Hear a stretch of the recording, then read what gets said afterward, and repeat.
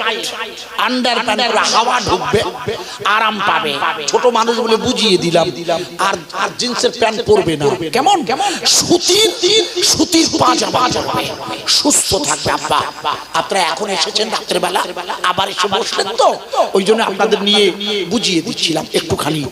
কবিগুরু রবীন্দ্রনাথ ঠাকুর কোরআন শরীফ পড়েছেন, কবিতা লিখেছেন, নোবেল পেয়েছে, নোবেল প্রাইজ পেয়েছে। কবিগুরুকে চীনের রাজধানী চীনে নিয়ে গেছে কবিগুরুকে নিমন্ত্রণ করে। চীনের যে হোটেলে কবিগুরু উঠেছেন রাতের বেলা, সেই হোটেলের বয় খাবার সার্ভ করছে। এটা সিস্টেম। যে খাবার এনেছে আমার হাতের দিকে দেখে, এইরকম সরু সরু এক রকমের, আমাদের দেশে নইদের ডাটা পাওয়া যায় না, ডাটা ওই রকম লম্বা লম্বা ডাটা আর মাসকলাইয়ের ডাল, মানে ওড়লের ডাল যারে বলি, যাতে বড়ি দেন, মাসকলাই জানেন না? ও কি ও চাচাজি? তামাক খাচ্ছেন? খাবেন না, তামাক ক্যান্সারের, খেতে নেই। হ্যাঁ, ওই আপনার ওই যে গালের মধ্যে যে শান্তি পুড়িয়ে দেন না, ও দুনিয়ার অশান্তি। আল্লাহ আপনার ভালো করো, চেষ্টা করবেন না খাবার। এই খাস কেন? মারবো খুশি। তুই খাস কেন? তেরঙা, গুটখা, গাবা, খবরদার খাবে না, একদম খাবে না। শুনুন না, তা কবিগুরুকে রাতের বেলা হোটেলে ভাত দিয়েছে। কবিগুরু খাচ্ছে কি? সরু সরু ডাটা আর ডাল, দারুণ রান্না। জিজ্ঞেস করছে, what is the vegetable soup? এই ভেজিটেবল স্যুপটার নাম কি?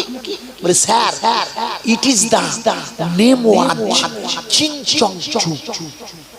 কবিগুরু বলছে, হোয়াট ইজ চিংচংচু? বলে, স্যার এই তরকারিটার নাম হচ্ছে চিংচংচু।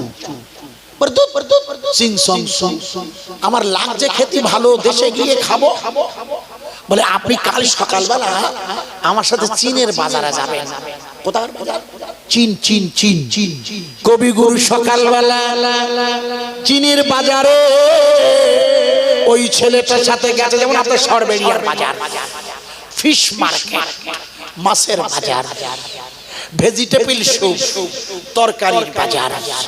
কবিগুরু বলছে, এই খোকা, সে সিংসংসুর বাজার করে। বলছে, একটু দাঁড়ান, একটু ভিতরে ঢুকে দেখে যে বাজারে নিয়ে গেছে তাতে লেখা আছে SNACK, স্ন্যাক মানে সাপ। কবিগুরু বলছে, এই খোকা, তুই আমার এরা কোথায় এনেছিস? বলছে, আপনাকে গতকাল রাতে যে সিং খাওয়াইছি তাই কিনে আনিছি। বলে, শালা সিং কেনে? এ তো সাপের বাজার। ও তো অত বোঝে না কবিগুরু কি বলতে চাচ্ছে। বাজারে গিয়ে দেখে আমাদের দেশের হেলিয়ে সাপ বসে, হেলিয়ে সাপ।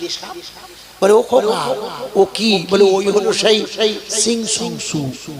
কবিগুরুর বমি হয়ে গেছে, এত বমি করেছে, হাসপাতালে ভর্তি। চীনের প্রধানমন্ত্রী সর্বনাশ। আজকে বিকেল বেলা তো রবীন্দ্রনাথ ঠাকুরের সংবর্ধনা দেবো। ও যদি অসুস্থ হয় তা ওরে আনবে কি করে মঞ্চে? যাই হোক, সেলাইন দিয়ে কবিগুরুকে মঞ্চে আনা হয়েছে। উঠেই কবিগুরু বলছে, তোমাদের বৌদ্ধ ধর্ম চলছে না, চলবে না। সব লোক উঠে দাঁড়িয়েছে। বলে, তোমার শুরু, আমাদের বৌদ্ধ ধর্ম চলবে না? বলে, না। কেন? তুই ভারত থেকে এসে আমাদের বৌদ্ধ ধর্মের আহ্বান করছো? বলে, শোনা, আপনাদের বৌদ্ধ দেব কপিলা বস্তুর রাজা, শুদ্ধোধনের পুত্র, যার অপর নাম সিদ্ধার্থ, যিনি ধর্মের নিয়মে বলে দিয়েছে জীব হত্যা মহাপাপ, জীব মারা যাবে না, জীবের মধ্যে শিব। তোমরা আমাকে ওই জীব মেরে, সাপ মেরে আমাকে খেতে দিলে কেন? ওটা তো বৌদ্ধ ধর্মের বিরোধী, তাই তোমাদের ওই বৌদ্ধ ধর্ম চীনের জমিনে চলতে পারে না। সাংবাদিকেরা প্রধানমন্ত্রী জিজ্ঞেস করলে তাহলে পৃথিবীতে মানুষের জন্য কোন ধর্ম চলতে পারে? রবীন্দ্রনাথ ঠাকুর বললে, মনে করে দেখুন মৃত্যুর সময় আমাদের ভারতবর্ষের বিখ্যাত ওই কপিলাবস্তুর রাজা শুদ্ধোধনের বেটা সিদ্ধার্থ, যার আরেক নাম গৌতম বুদ্ধ, উনি বলেছিলেন আই অ্যাম নট ফার্স্ট, আমি এই পৃথিবীর প্রথম নই, নর I shall be the last, আমি এই পৃথিবীর শেষ নই। এই পৃথিবীতে আরেকজন মহান ব্যক্তি জন্ম নেবে, he will be known as Maitreya, তিনি হলো শান্তি আর করুণার প্রতীক, আমার আল্লাহর নবী মুহাম্মদুর রাসূলুল্লাহ। জোরে বলবেন না? আরো জোরে বলতে পারে, আরো জোরে বলা। মনে করে দেখুন 29 জানুয়ারি যখন আগুন লেগেছে, জায়গাটার নাম প্রয়াগরাজ, উত্তরপ্রদেশে। মনে করে দেখুন মুসলিমরা যেখানে কুম্ভ মেলায় মুসলিমদের যাওয়া নিষেধ করে দিয়েছিল যোগীর সরকারের প্রশাসন, বলেছিল কোনো মুসলমান দোকান দেবে না, মুখস্থ কর, কোনো মুসলমান দোকান দেবে না। তাই কোনো মুসলমান দোকান দিতে পারেনি, বলেছিল মুসলমানদের হাতের খাবার হিন্দু তীর্থযাত্রীরা খাবে না। আপনারা এলাহাবাদে গেছেন কেউ? আমি নিজে গেছি, আমি ওয়াজ করেছি, আমি গঙ্গা যমুনা সরস্বতী 3 নদীর মোহনায় গেছি নৌকায় করে। আমি যা নিজে না দেখি আমি ওয়াজ করি না, এটা আমার সিস্টেম। আমি তো শুনে ওয়াজ করি না, আমি তো নকল করি না, আমি প্র্যাকটিক্যাল যাই, ঘুরি, দেখি, সেটাই আমি বয়ান করি। সেটা যদি কেউ নকল করে তার সব আয়টাই হবে হারাম। ভালো করে শুনে নিন, কবিগুরুর ওই যে জায়গাটা আমি গিয়েছি, ওই যেখানে আগুন লেগেছে, এই আগুন লাগলে কবে? 29 জানুয়ারি। মনে করে দেখো, তো আজকে হচ্ছে ফেব্রুয়ারি 3 তারিখ পেরিয়ে যাচ্ছে, 29 জানুয়ারি যখন আগুন লেগেছে, তখন এলাহাবাদের মুসলমানরা মসজিদের দরজা খুলে দিয়েছে। একটু জোরে বলবেন না সুবহানাল্লাহ? কিসের দরজা খুলে দিয়েছে? লিখে নেন প্রসেনজিৎ বাবু, গত 29 জানুয়ারি যখন আগুন লেগেছে, মুসলমানদের ঢোকা নিষেধ দিয়েছিল মিডিয়ায়, যেখানে মুসলমানরা দোকানদারি করবে না, ও মুসলমানদের হাতে খাবে না। এই আগুন লাগতো না যদি ভিআইপিদের জন্য এত ভালো জায়গা করে পুলিশ সেখানে সব না দিত। যোগীর রাজ্যে আগুন লাগতে পারে না, যোগী এত পাপ করেছে, মানুষে ধর্মের নামে বিচ্ছেদ, এটা হচ্ছে সেই পাপের প্রায়শ্চিত্ত। ভুল বুঝবেন না। মুসলমানরা মসজিদ খুলে দিয়েছে, মুসলমানরা মাদ্রাসা খুলে দিয়েছে, মুসলমানরা খুলে দিয়েছে রওজা মুবারকের দরজা। 25,000 লোক, 25,000 লোক সেখানে জায়গা দিয়ে রান্না করে খাওয়াচ্ছে। একটি লোকের নাম রাম শঙ্কর, মসজিদের মধ্যে তাকে আনা হয়েছে। হঠাৎ আতঙ্কে স্ট্রোক হয়েছে, স্ট্রোক।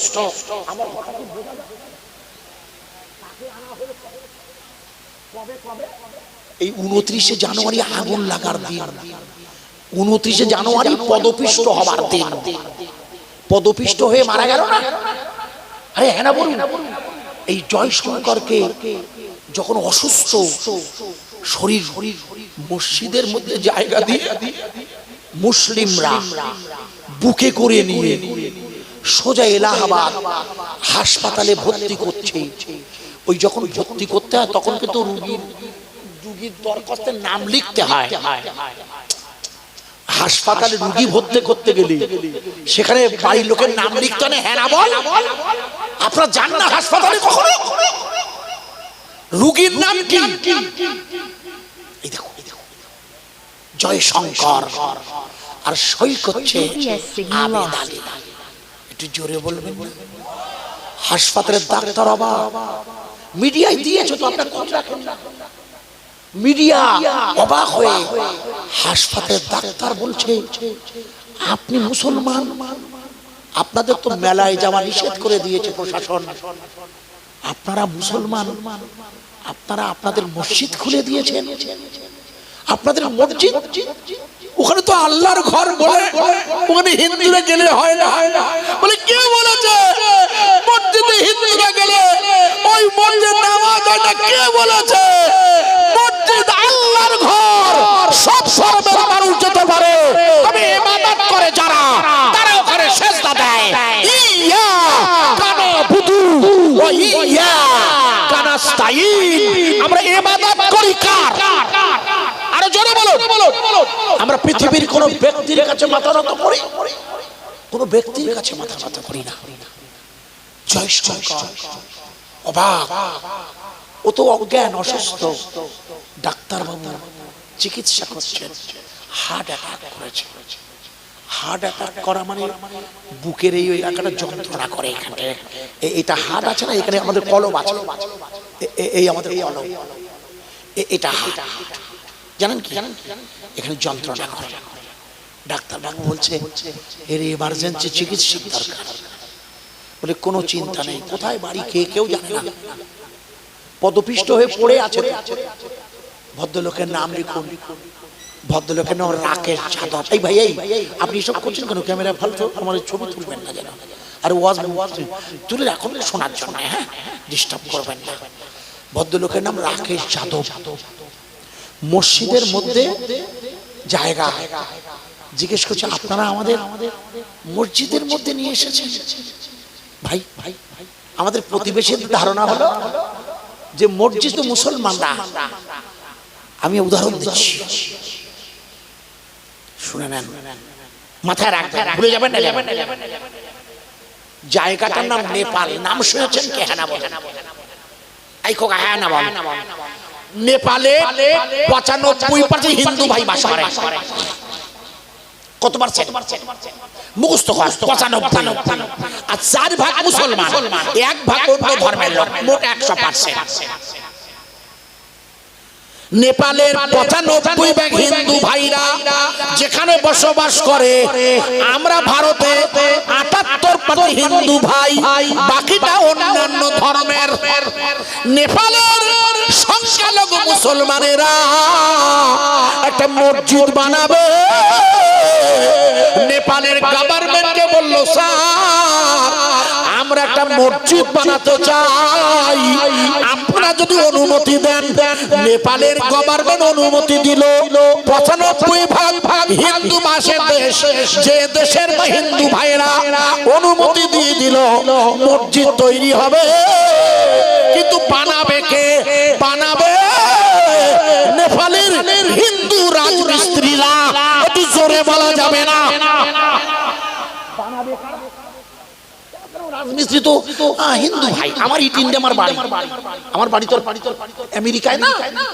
আমার বাড়ির পাশে একদম বাড়ির গায়ে দেখবেন আমার বাড়ির পুকুরে সব হিন্দু ভাইয়েরা গোসল করে, স্নান করে।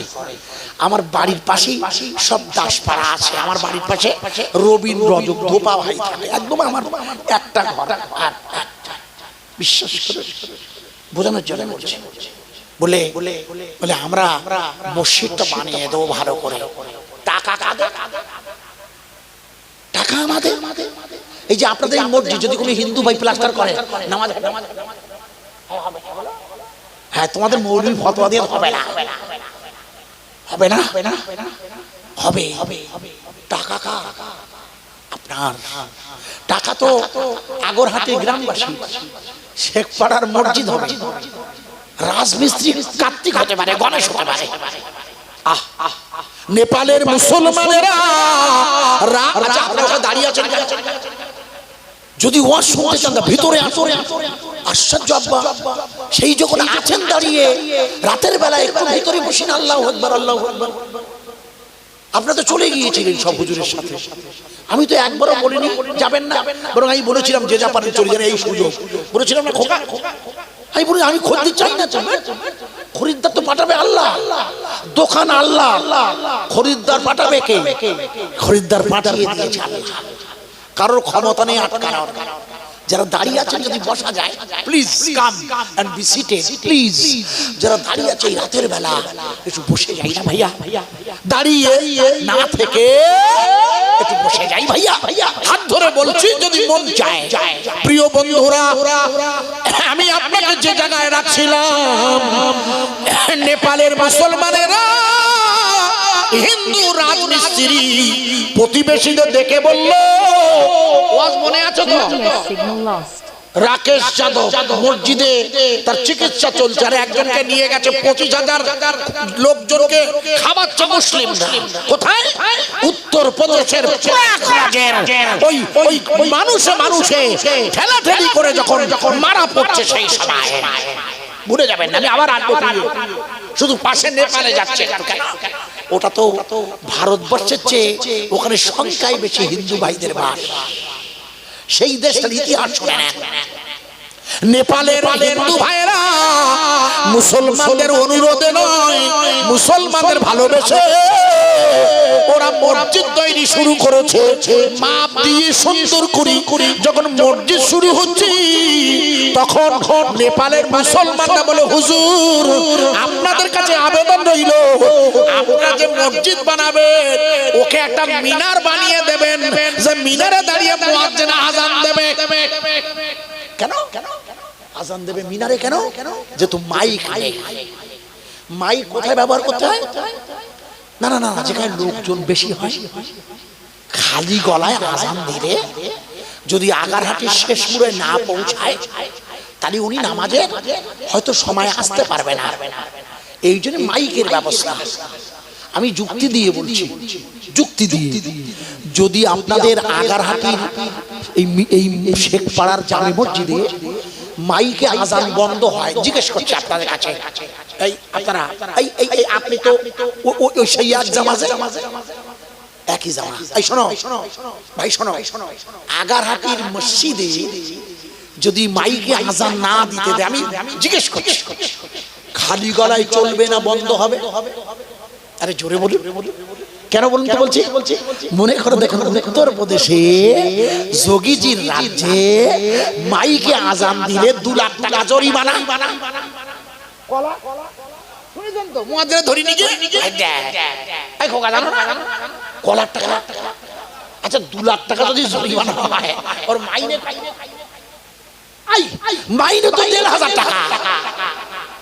আশ্চর্য, এত কম মাইনে চাকরি কোথাও আছে নাই? 24 ঘন্টা ডিউটি, না এলে আবার গালাগালি করে, আপনি জোহরের আযান দেরি করতেছেন কেন 5 মিনিট? মাইনে দেবে না, বড় বড় কথা। তাও মুয়াজ্জিন সহ্য করে, কিন্তু 2 লাখ টাকা জরিমানা দেবে কোথাতে? ওজো ফেরা খুব ভাই। এখন মুয়াজ্জিন সাহেবকে বলা হলো, তুমি খালি গলায় আযান দাও, মাইক চলবে না, আযান চলবে না, বন্ধ হবে। জোরে বল। হযরত বেলাল রাদিয়াল্লাহু তাআলা আনহু মদিনার মসজিদে আযান দিয়েছিল, খালি গলায় না মাইকে? আরে জোরে বলুন। আপনি বলুন, হযরত বেলালের মালিকের নাম ছিল উমাইয়া। ওনার মালিক ছিলেন উমাইয়া, যিনি ওনাকে মরুভূমির মাটিতে ফেলে বুকের উপরে পা চাপিয়ে বললে, বেলাল যদি তুমি আহাদুন আহাদুন বলো, মানে আল্লাহ এক বলো, তাই তোমার জিভ কেটে নেব, জিভটা কাটা দিয়ে গেঁথে দেবো। হয়তো বেলাল বললে, তুমি আমার জিভ কাটতে পারো, কিন্তু তোমার কলব আল্লাহ বলে বন্ধ করতে পারবে না। একবার জোরে বলো। এই জন্য আমি আমার কলবের দিকে মুতাওয়াজ্জা, আমার পীর সাহেব আছে, আমার মুর্শিদ আছে, তার ভয়ে যে ইনশাআল্লাহ ওই কামাল মুকামে ওলি আছে আমার, সেই মুর্শিদ আমার কলবে ঈমানের নূর ঢুকিয়ে দেন। এটা হচ্ছে পীর সাহেবের কাজ। পীর সাহেবের কাজ শুধু টাকার হাতিয়া নয়, পীর সাহেবের দুটো কাজ। প্রথম কাজ হলো তার মুরিদের কলবে বাম স্তরের দুধের নিচে লতিফায়ে কলব আছে, এখানে আল্লাহ আল্লাহ আল্লাহ জিকির ঢুকিয়ে দেবা। কলবের গোশ বলবে আল্লাহ আল্লাহ আল্লাহ। হয়তো বেলাল বললে, আমার কলব বলবে আল্লাহ। উমাইয়া তোমার কোনো ক্ষমতা নেই বন্ধ করার। ভাইয়া, উনি আযান দিয়েছিলেন খালি গলায়। আমি একটু আযান দেব, ফজরের নয়, বোঝানোর আজান। আমি একটু আল্লাহু আকবার বলবো, আপনারা একটু আমার সাথে আল্লাহু আকবার বলবেন। আমি একটু বলি, আল্লাহু আকবার। একটু একটু একটু জোরে বলুন। এই আপনারা তো আমার উপর রাগ করেছেন তিনজন, আপনি একটু জোরে বলবেন আল্লাহু আকবার। আপনাদের এলাকায় আমার কোনো আর জলসা নেই, বিশ্বাস করুন। সেই বড় আজগরায় আর দোসর আগ্রহণ 6টা থেকে 8টা আমি নেব না উঠে, এখান থেকে নদিয়া জেলায় যাবো, অনেক দূর, আমার সমস্যা হয়ে যাবে। তবু আমার খোদাবক সবাই মহব্বত করে, অনেক দিন ধরে আসার সুযোগ হয় না। আপনার যদি আবার কখনো দেখা ওখানেই হবে। বিদায় নেবো একটু পরেই, সময়ের দিকে নজর দিন, সময় হয়ে যাচ্ছে। তাই যাবার আগে একটু জোরে আমি আল্লাহু আকবার বলবো, আপনারা একবার বলুন না সব ভাই মিলে, আল্লাহু আকবার।